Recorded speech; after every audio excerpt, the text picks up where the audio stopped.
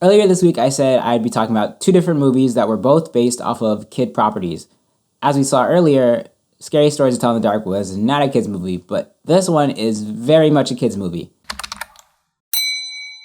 Dora and the Lost City of Gold is directed by James Bowman and stars Isabel Moner, Eugenio Derbez, Michael Pena, and Eva Longoria. Based off a very popular Nickelodeon cartoon, this movie tells the story of Dora, a girl who's grown up in the jungle with her parents.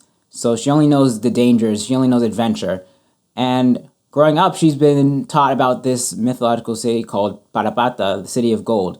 And she wants to help her parents find it, but her parents believe that it's time for her to go live a normal life. But her time in the city is cut short when her cousin Diego, and two of her classmates are kidnapped, sent to the jungle, and are forced to help find the lost City of Gold and her parents. Nowadays, it's easy to see the trailer for this movie and just be very cynical about, like, why are they making this movie? Just a cash grab. They're running out of ideas. But I am very surprised to say that this was actually a really good movie, and it goes beyond just the source material. What worked? A lot worked for me in this movie. One of those things being Isabella Moner as Dora. She carried this movie. There's so many things I loved about how they depict her in this movie. First of all, they played a lot on reality, and they made it seem like all the adventures that we know Dora to have were actually just imagination that were just in her head. But then some of those things reappear later on in the movie, so then it makes you question, well, is it really real or is it just all in her head? I also like her personality in this, in that she's very over the top and excited and positive, and everybody else around her is kind of like, what's wrong with you? Why are you like this? But ultimately, she doesn't change necessarily. The people around her kind of grow to like her and they accept her for who she is. And I feel like that's a great message for kids, because it's like, don't change yourself because other people will think you're weird or they don't agree with you. Like, of course that happens sometimes. And if you're a terrible person, don't remain a terrible person. But if you're doing your thing and people are hating on you, let them hate. Keep doing you. The supporting cast is great too. We have Eugenio Derbez playing Alejandro, who is a friend of Dora's parents. Then Dora's parents, played by Eva Longoria and Michael Pena. Diego, played by Jeff Wahlberg. And two of Dora's classmates that get dragged along the adventure, Madeline Madden and Nicholas Coombe.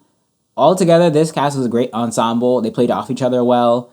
They each added a little extra depth to their characters, which you probably wouldn't get in a normal cash grab movie. From Alejandro, the bumbling explorer, to Dora's classmates, these characters felt real, they felt genuine, I could relate to them, and they reacted to the situation how I think a lot of people would, being dropped in the middle of the jungle, not knowing where you are, and you have to survive with someone you barely know. I feel like that situation just lends itself to a lot of comedy and hijinks, and I feel like they pulled that off really well. Another thing I liked about this movie was that it was very self-aware, and they actually made fun of elements of the original Dora the Explorer series. By dropping it in a more realistic world, they're able to pick apart the different things that didn't make sense. Like how she would just randomly turn and talk to a camera and say, "Do you know what color that is?"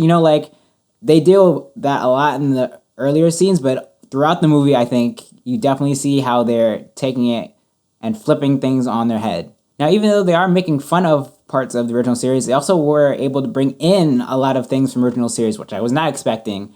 And they do it in a lot of interesting ways, and it kind of feels fresh and new, and it doesn't feel like you're just watching a carbon copy of the original. They actually take the elements that you like, change them up a little bit, but enough that you still recognize them going into it. A lot of people were saying going into this that this might just be like an Indiana Jones thing, and I can kind of see that, but I do think the story was interesting, and it did keep me entertained the whole way through it. I don't think there was too many slow parts, and maybe a little bit in the third act, but I would say overall the story had my attention the whole time, and it made sense. I didn't really see anywhere like, well, why'd they do that, or this is stupid. I think it all was written very smartly, and it was written in a way that is great for kids, but also great for adults. So it's definitely a family movie. Along with the story and the characters, I also loved the look of this movie. It's very vivid colors, great set pieces, great costumes, and so along with the stuff that's going on, just visually, this movie looks pretty dope. I would say the CGI isn't totally perfect, but I think it was enough that it didn't take me out of it. And I think, again, most kids probably wouldn't even notice that kind of stuff anyway. And I love that they were able to render some of the more cartoony looking parts and bring it into the real world without making it go too over the edge. Kind of like what they did with Detective Pikachu, where they brought Pokemon to the real world, but it didn't look creepy, it didn't look out of place. It looked like it made sense, and it looked real. Now, what didn't work? There's not a lot, surprisingly, that didn't work for me in this movie. Just a few things here and there. One of those things being that, although I like that they played with reality, it was still at sometimes hard to figure out which parts were supposed to be fantasy and which parts were supposed to be grounded in the real world. Because I think there was a part towards the beginning where it seemed clear that, okay, this is actually just a part of our imagination or something. But then later in the movie, it's completely different. So then I get kind of confused with that. So I think that could have been a little more clear. And then the comedy.